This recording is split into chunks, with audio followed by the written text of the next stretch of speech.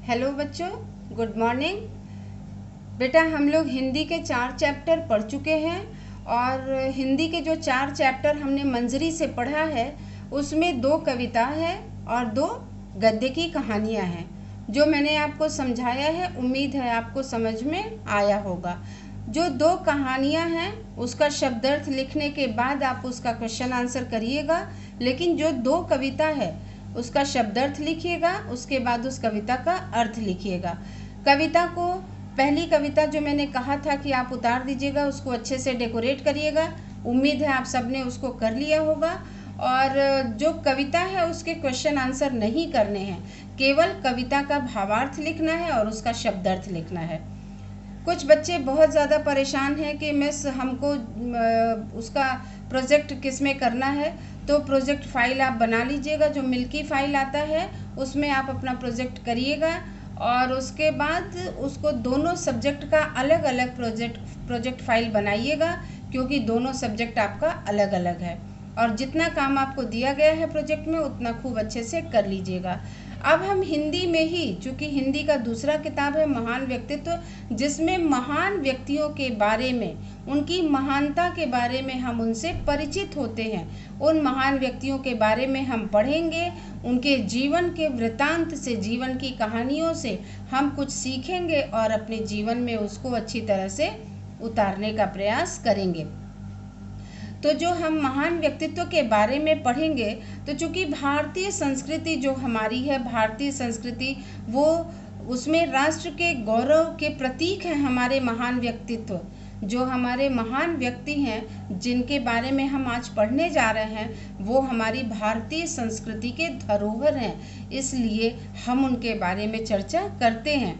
और इन्हीं महान पुरुषों के जीवन के आदर्शों से हम कुछ सीखते हैं और उसको अपने जीवन में उतारने का प्रयास करते हैं। इन महान विभूतियों के बारे में हम चर्चा करते हैं, उनके भाषा और उनसे हम शिष्टाचार सीखते हैं कि हमको किस प्रकार अपने जीवन को आदर्श जीवन के रूप में हम प्रस्तुत कर सकें अपने जीवन को।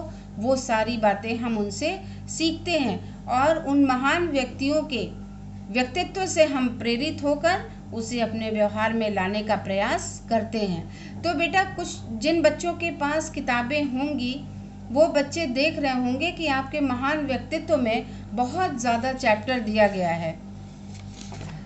तो कुछ चैप्टर्स मैं छोड़ दूंगी, मैं नहीं पढ़ाऊंगी, लेकिन जो चैप्टर मैं पढ़ा रही हूँ आपको, वो चैप्टर आप ध्यान से सुनिएगा, उस कहानी को ध्यान से सुनिएगा और समझिएगा। अगर कुछ बच्चों के पास किताब नहीं भी होगा तो वीडियो सुन के और ध्यान से उसको वो समझ सकते हैं। तो मैं कुछ चैप्टर्स छोड़ दूंगी, लेकिन आप परेशान मत होइएगा कि मिस आपने कुछ चैप्टर छोड़ दिया है, क्योंकि वो चैप्टर अगर पढ़ाना होगा तो मैं आपको बाद में पढ़ा दूंगी। तो जो चैप्टर मैं पढ़ा रही हूँ उसी चैप्टर्स का PDF भेजूंगी, उसी चैप्टर का आपको क्वेश्चन आंसर करना है। तो सबसे पहला चैप्टर मैं पढ़ाऊंगी महर्षि दधीची। दधीची का नाम बहुत लंबे समय से बहुत आदर पूर्वक और श्रद्धा के साथ लिया जाता है।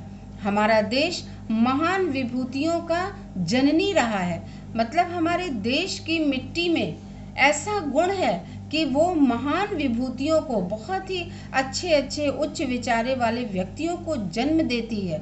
और हमारे देश में ही ऐसे व्यक्ति हुए हैं जिनका व्यक्तित्व इतना आदर्श रहा है कि वो अपने जीवन को भी अपने देश के प्रति, अपने लोगों के प्रति बलिदान करने में जरा सा भी नहीं हिचकते। ऐसे ही महान ऋषि जो हैं वो महर्षि दधीची हैं। और इस संसार में कुछ ऐसे व्यक्तित्व होते हैं जो केवल परोपकार के लिए पैदा होते हैं और उसके लिए, परोपकार के लिए, दूसरों के हितों के लिए अपने जीवन का बलिदान कर देते हैं। ऐसे बहुत सारे महापुरुष और नारियां हुई हैं और जो दूसरों की सहायता करने में ही केवल अपनी भलाई समझते हैं। ऐसे ही महान परोपकारी महर्षि दधीची का नाम हम बहुत ही आदर के साथ, बहुत ही श्रद्धा के साथ लेते हैं। महर्षि दधीची नैमिषारण्य, उत्तर प्रदेश में सीतापुर जगह है, वहाँ नैमिषारण्य का जंगल है, उसी जंगल में आश्रम बनाकर रहते थे। और उन्हीं दिनों देवताओं और असुरों, असुर का अर्थ होता है राक्षस, असुरों और देवताओं में भयंकर युद्ध छिड़ा हुआ था और देवता हार जाने के डर से बहुत परेशान थे और वो जानते थे कि अगर हम हार जाएंगे तो जो राक्षस हैं वो पूरे संसार पे अपना राज्य स्थापित कर लेंगे।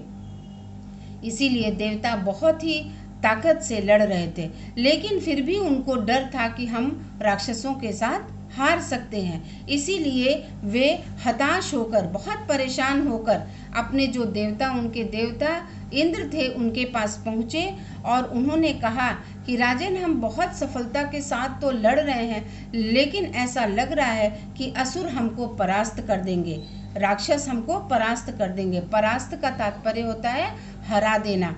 तो इसमें उन्होंने कहा कि हम क्यों न इस विषय में ब्रह्मा जी से कोई उपाय पूछें। इंद्र जी से कहते हैं, वो सब सारे देवता इंद्र के पास जाते हैं और उन्होंने कहा कि हम सफल होंगे ऐसा नहीं लगता है, इसलिए हम इंद्र से कोई उपाय पूछने के लिए पहुंचते हैं और कहते हैं कि क्यों ना हम ब्रह्मा जी से कोई उपाय पूछें। ब्रह्मा जी तो सृष्टि के रचयिता हैं, इसलिए वो सब चाहते हैं कि ब्रह्मा जी इसका कोई उपाय बताएं।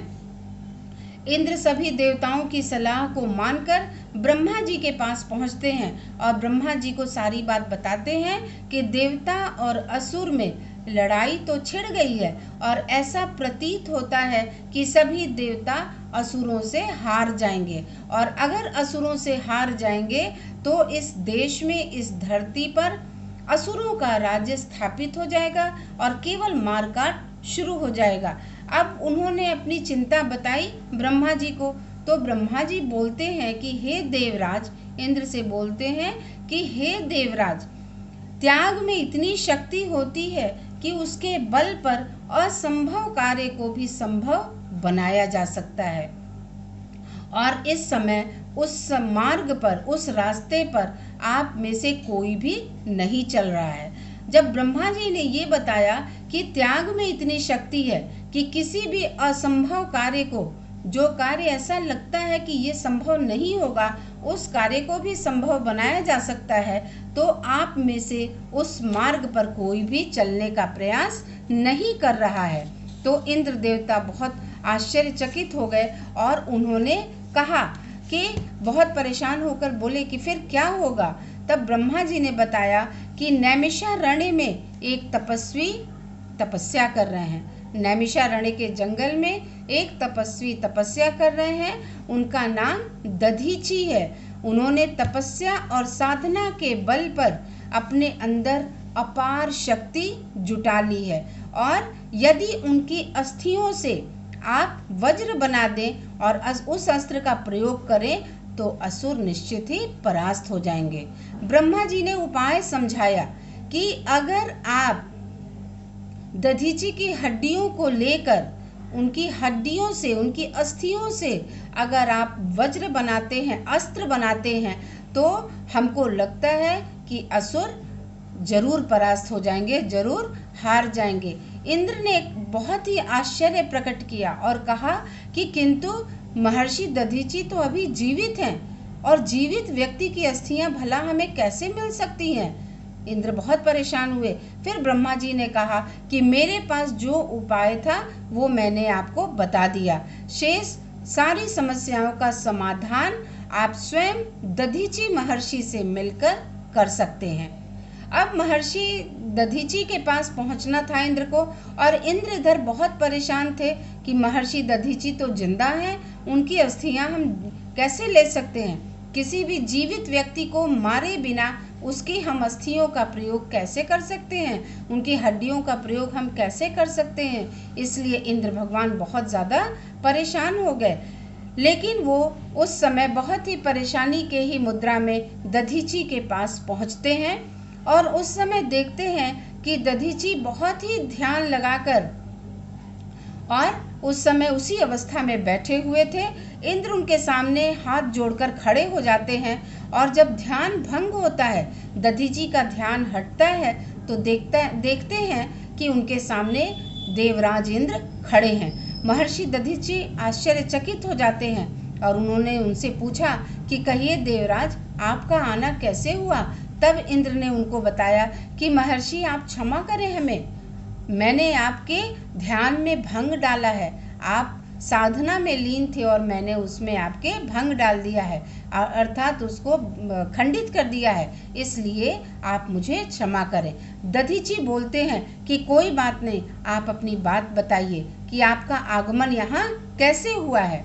फिर उसके बाद महर्षि को सारी बात बताते हैं और उसके बाद जब देवराज से सारी बात सुन लेते हैं महर्षि, तब वो कहते हैं कि इंद्र की बात जब सुनते हैं कि महर्षि क्षमा करें, मैंने जो ध्यान में बाधा पहुंचाई है उसके लिए मैं क्षमा मांगता हूं, लेकिन इस समय हम सभी देवतागण बहुत ही परेशानी में हैं और असुर ऐसा लग रहा है कि असुर हमारे ऊपर राज्य स्थापित कर लेंगे और उन्होंने चढ़ाई कर दी है देवताओं के ऊपर। तब वो कहते हैं कि तरह तरह के वो अत्याचार कर रहे हैं। वो उनका जो सेनापति है वृत्रासुर, वो बहुत ज़्यादा अत्याचारी है और उसने देवताओं को हरा दिया है। ऐसा लग रहा है कि अब देवता सभी हार जाएंगे। तो महर्षि ने कहा कि मेरी भी चिंता का यही विषय है, मुझे भी लग रहा है कि हम देवता सब हार जाएंगे। आपने ब्रह्मा जी से बात किया?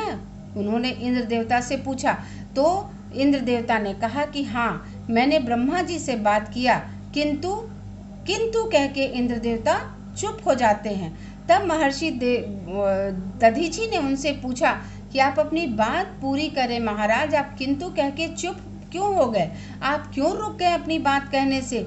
तब ब्रह्मा जी ने बताया कि उन्होंने बताया कि ब्रह्मा जी ने हम सबको ये बताया है कि आपकी अस्थियों से ही हम वज्र बनाकर और उसी से हम असुरों को परास्त कर सकते हैं, लेकिन आपकी अगर अस्थियों से, हड्डियों से अस्त्र बना, उससे अस्त्र बनाया हमने, तो उससे वो परास्त तो हो जाएंगे, लेकिन हम क्या करें, हमको वृत्रासुर को मारने के लिए ऐसे ही वज्रास्त्र की आवश्यकता है, ऐसे ही वज्र के समान कठोर, अर्थात जिसको हम ना डिगा सके, वैसा ही कठोर हमको वज्रास्त्र की आवश्यकता है। इंद्र की बात सुन के महर्षि दधीची का जो पूरा चेहरा है वो चमक उठा और उन्होंने कहा कि मैं सोचा कि मैं धन्य हो गया और उनका पूरा शरीर खिल उठा। उन्होंने बहुत ही खुश होकर कहा कि हे देवराज, ये आपकी इच्छा अवश्य पूरी होगी और मेरे लिए इससे ज़्यादा गौरव की कोई बात ही नहीं हो सकती कि मेरा शरीर जो है असुरों के विनाश के लिए काम आएगा, और इससे बड़ी बात मेरे लिए क्या हो सकती है। आप जरूर मेरे अस्थियों से वज्र बनाएं और उसका अस्त्र बनाकर उससे असुरों को परास्त करें। अब उन्होंने ये बात कह दी, लेकिन इंद्र तो बहुत ज़्यादा परेशान हो गए थे। उन्होंने ये समझा कि जीवित व्यक्तियों का हम शरीर से हड्डी कैसे ले सकते हैं, लेकिन उन्होंने देखा कि दधीची ने अपने दोनों आंख बंद किए और अपने योग के बल से, दधीची योग बहुत करते थे, इसीलिए उन्होंने अपने योग के बल से अपने शरीर से अपने प्राणों को निकाल दिया और उनका शरीर निर्जीव हो गया। जैसे व्यक्ति मर जाता है वैसा उसका शरीर हो जाता है, उसी प्रकार दधीची के शरीर से उनके प्राण निकल गए और दधीची का शरीर निर्जीव हो गया। निर्जीव का मतलब होता है बिना जान के। अब देवराज इंद्र ने आदर पूर्वक उनके मृत शरीर को प्रणाम किया, आदर और इज्जत के साथ तो उनको अपने साथ ले आए और उनकी हड्डियां लेकर उससे वज्र के समान अस्त्र बनाया और उसी हड्डियों से फिर उन्होंने उसी अस्त्र का प्रयोग करके उन्होंने देवराज इंद्र ने वृत्रासुर को मार डाला। असुर सभी पराजित हो गए और फिर देवताओं की जीत हो गई। तो ये जो कहानी है, जो ये महान व्यक्ति महर्षि दधीची के बारे में हम लोगों ने पढ़ा, तो ये बताते हैं हम कि महर्षि दधीची को आज भी उनके त्याग और तपस्या के लिए लोग बहुत श्रद्धा के साथ याद करते हैं। और आज भी जो है नैमिषारण्य जो जगह है, वहाँ फाल्गुन माह में, फाल्गुन मतलब हिंदी महीना में फाल्गुन और अंग्रेजी महीना में फरवरी, वहाँ फरवरी के महीने में मेला लगता है महर्षि दधीची के याद में। और उनका जो मेला लगता है वो हमेशा मानव सेवा को त्याग और बलिदान की भावना का याद दिलाता है। तो इस कहानी से बच्चों हमने ये जो महान महर्षि दधीची के बारे में पढ़ा, हम उनसे ये प्रेरणा ले सकते हैं कि हमको अपने पूरे मानव जाति के लिए, समस्त मानव जाति के लिए परोपकार का भाव रखना चाहिए। हम एक दूसरे की भलाई करें और इसी के तरह हम संसार में एक दूसरे का उपकार करने का प्रयास करें। तो इस कहानी से हम बहुत कुछ सीख सकते हैं। महान व्यक्तियों की कहानी से हमको बहुत कुछ सीखने का फ़ायदा मिलता है। तो बेटा इसका PDF मैं भेज रही हूँ आपको, उसको महान व्यक्तित्व के नाम से एक कॉपी, नई कॉपी बनाइएगा और उस नई कॉपी में ये क्वेश्चन आंसर कर लीजिएगा। जो मैं बुक में टिक करके दूंगी वो बुक में करिएगा, और जो कॉपी में कराऊंगी उसका PDF भेजूंगी, उसको कॉपी में अपने कर लीजिएगा। Thank you.